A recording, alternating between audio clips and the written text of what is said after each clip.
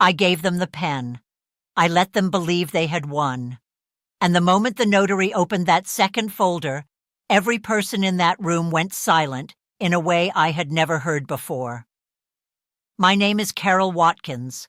I am 73 years old. I live in Columbus, Ohio, and what I am about to tell you is the story of how my own children tried to take the last thing my husband ever gave me, and how a quiet woman with a briefcase stopped them cold.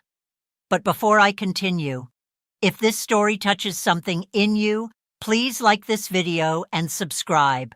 Leave a comment below and tell me your city. You would be amazed how many of us are watching from the same place, carrying the same silence. Now let me take you back to where this began. My husband Raymond died on a Tuesday. Not dramatically, not with last words or held hands. He simply did not wake up. I reached for him at 6:30 the way I had for 44 years, and the stillness of him told me everything before my mind could accept it. He was 76. He had a heart that had worked hard his whole life, and one morning it simply decided it had done enough. We had built everything together. Raymond was a retired civil engineer. I had worked 27 years as a school librarian in Columbus before my knees made standing all day impossible. We were not wealthy people, but we were careful people. Raymond believed in owning things outright.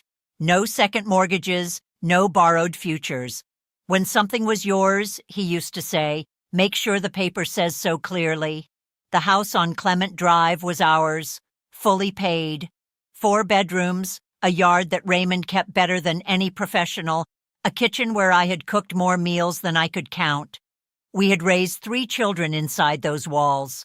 Douglas, our oldest, Patricia, our middle, and Nate, the youngest, who had moved to Cincinnati years ago and only called on holidays. After Raymond died, the house became something different. Not a home exactly. More like a museum I curated alone. I kept his chair by the window. I kept his coffee mug on the same hook. I kept the garden the way he liked it, even though my back protested every time I knelt in the soil. Grief will make you 10 things that hurt you just to feel close to what you lost. Douglas called 3 weeks after the funeral.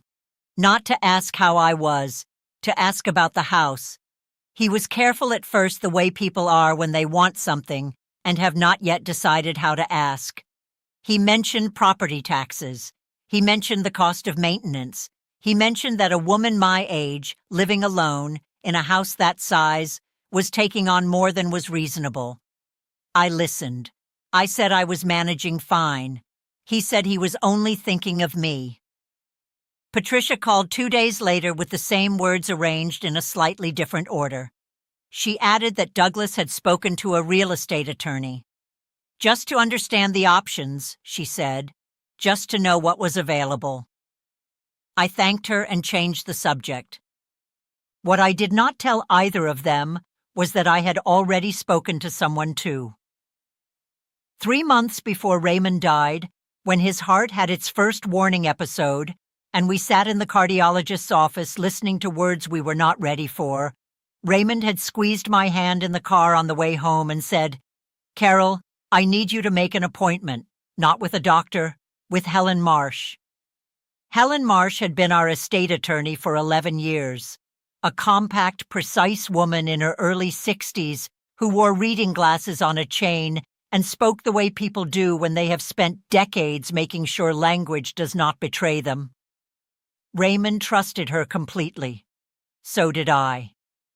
I made that appointment alone 2 weeks after the funeral, on a gray February morning when the streets of Columbus were still half frozen and the world felt like it was holding its breath.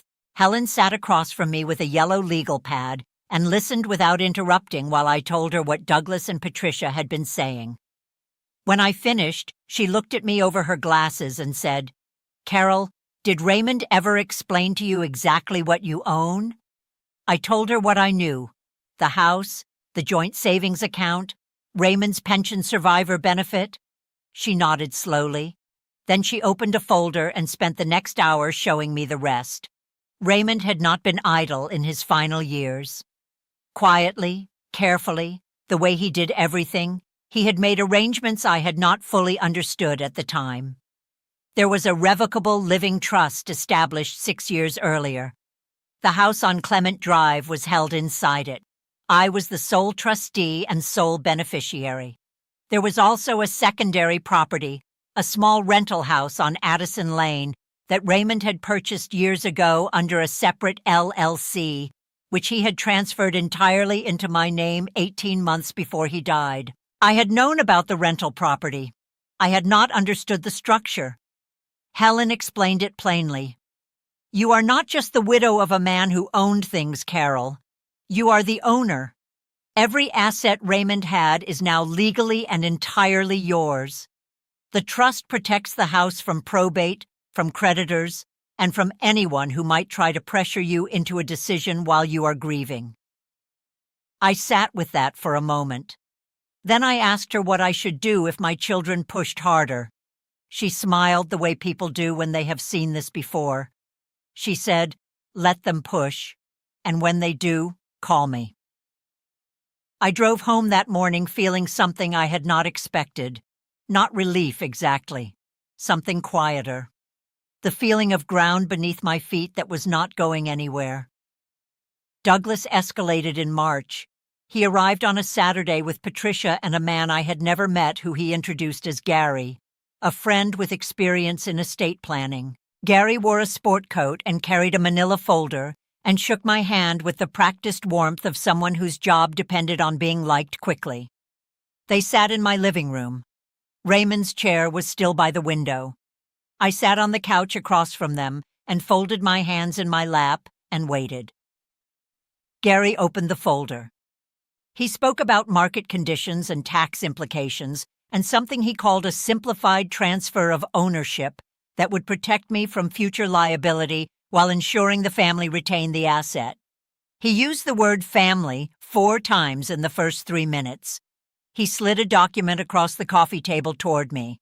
It was a deed transfer. My name was on it. There was a line for my signature at the bottom. Douglas leaned forward. "Mom, this is the smart move. You do not need the burden of this house. We will make sure you are taken care of." Patricia added, "It is what Dad would have wanted." I looked at the paper. I looked at Gary. I looked at my son and my daughter sitting in the house their father built and telling me what their father would have wanted. I picked up the document. I read it slowly, every line. Gary shifted in his seat. Douglas cleared his throat. When I finished, I set it back on the table and said, "I would like my attorney to review this before I sign anything." Douglas said, "Mom, it is just paperwork." I said, "Then it will still be just paperwork after Helen looks at it." Gary said attorneys sometimes overcomplicate straightforward transactions. I said, "Helen has never overcomplicated anything in her life." They left that afternoon with the document unsigned. Douglas hugged me at the door with a tightness that felt more like frustration than affection. Patricia said she hoped I was not making this harder than it needed to be. I closed the door and stood in the hallway for a long moment. Then I called Helen. She listened to everything. When I finished, she said, "Carol, I think it is time we scheduled a meeting. All of you together. I want to be in the room." I said, "I think so too." The meeting was set for the second week of April, a Thursday. Helen's office on the 4th floor of a building downtown where the windows looked out over the Scioto River. I arrived 20 minutes early. Helen was already there, 2 folders on the table in front of her, reading glasses on, coffee in hand. Douglas and Patricia arrived together, Gary trailing behind them. Nate had driven up from Cincinnati. I had not asked him to come. Douglas had. I noticed that immediately. They sat on one side of the table. I sat beside Helen on the other. Douglas opened the conversation the way he always opened difficult conversations, with a speech he had clearly rehearsed. He talked about family responsibility and financial prudence and the difficulty of watching a parent struggle alone. He talked about the market and the property taxes and the maintenance costs. He talked about how much they all loved me. I let him finish. Then Gary opened his folder and slid the same document across the table. Updated, he said. Reviewed by his own counsel. Completely standard. Helen looked at the document without touching it. Douglas said, "Mom just needs to sign and this is resolved. We can get the notary in today if everyone agrees." Helen took off her reading glasses and set them on the table. She looked at Douglas, then Patricia, then Gary. Then she opened her own folder. She said, "Before we discuss any transfer, I want to make sure everyone in this room has a complete picture of what Carol owns." Gary said, "We are all familiar with the estate."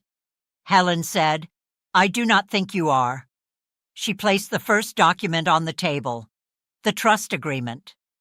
She walked through it in plain language. The house on Clement Drive was held in a revocable living trust with Carol Watkins as sole trustee and sole beneficiary. No co-trustees, no contingent interests, no automatic transfer to heirs upon death without Carol's explicit direction. The house was mine to live in, sell, gift, or hold for as long as I chose. Any deed transfer required my fully informed and uncoerced consent. If any pressure, undue influence, or misrepresentation was involved in obtaining that consent, the transfer could be challenged and voided. Douglas said, "We are not pressuring anyone." Helen said, "I know you believe that." She placed the second document on the table. "This," she said, "is the title to the property on Addison Lane, a rental house generating approximately $1,400 per month in income, held entirely in Carol's name through an LLC Raymond established, not part of the estate, not subject to probate, not visible in the standard estate documents you likely reviewed." Gary looked at the document. His expression did not change, but something behind his eyes did. Helen continued, "Carol also holds Raymond's pension survivor benefit, which pays monthly for the remainder of her life and is non-transferable. She has a savings account in her name alone with sufficient reserves to maintain both properties for several years without financial strain. She is not struggling. She is not burdened. She is, in fact, in a more stable financial position than any summary of the estate would suggest." The room was quiet. Patricia said softly, "We did not know about the rental property." Helen said, "No, you did not." Nate had not spoken once.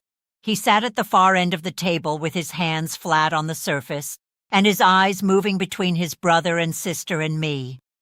When the silence stretched past comfortable, he said, "So Mom is fine." Helen said, "Carol is more than fine." Nate looked at Douglas. He did not say anything. He did not need to. Gary picked up his folder from the table and closed it. He said he appreciated everyone's time. Douglas said something about a misunderstanding. Patricia looked at her hands. Helen looked at me, and I gave her the smallest nod. She said, "Carol has no intention of signing any transfer today or at any future meeting convened without her initiation. If either of you contacts her again about the properties before she reaches out to you, I will be advising her on next steps, which may include formal documentation of undue influence. I want that understood clearly, and I want it understood now." Douglas stood up. His face was red, but his voice was controlled. He said he thought this was unnecessary. Helen said she hoped it was. She said she genuinely hoped they would all go home and give their mother space to grieve in peace. They left without hugging me. Nate stayed.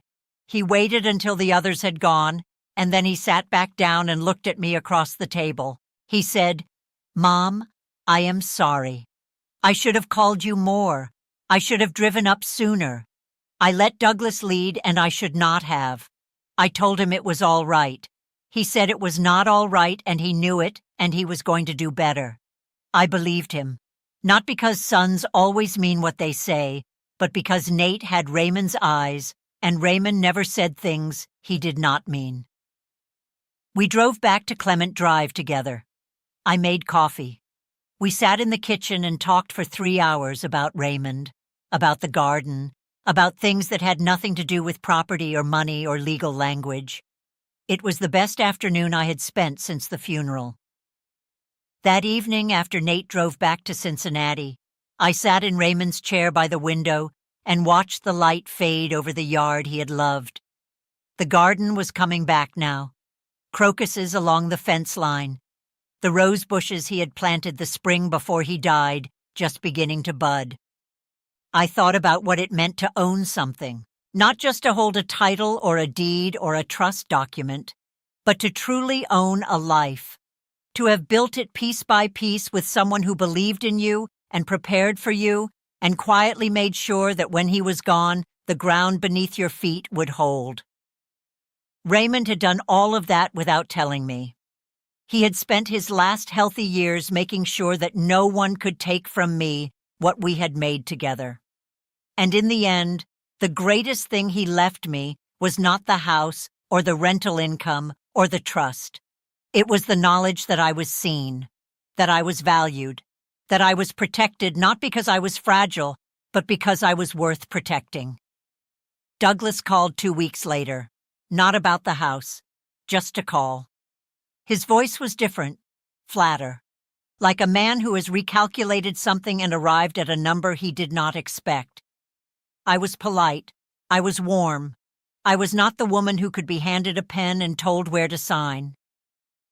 Patricia sent a card for Easter. Inside she had written, "I love you, Mom.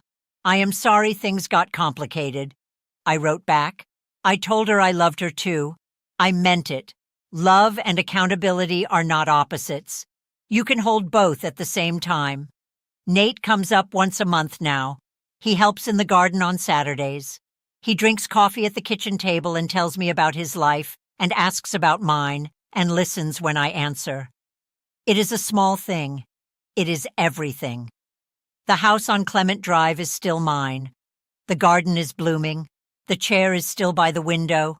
And every morning when the light comes through the kitchen and I make my first cup of coffee in the quiet, I think of Raymond and what he understood about the world that I am only now fully learning. Ownership is not just paper. It is the decision every single day to know your worth, to understand what is yours, and to refuse to hand it to anyone who has not earned the right to hold it. They said sign over the house. The notary never got to open her pen because Helen opened something else first, the truth. And the truth, once it is in the room, does not leave quietly. If this story stayed with you, I want to hear from you. What lesson did you take from Carol's story? And which city are you watching from right now? Tell me in the comments. I read everyone.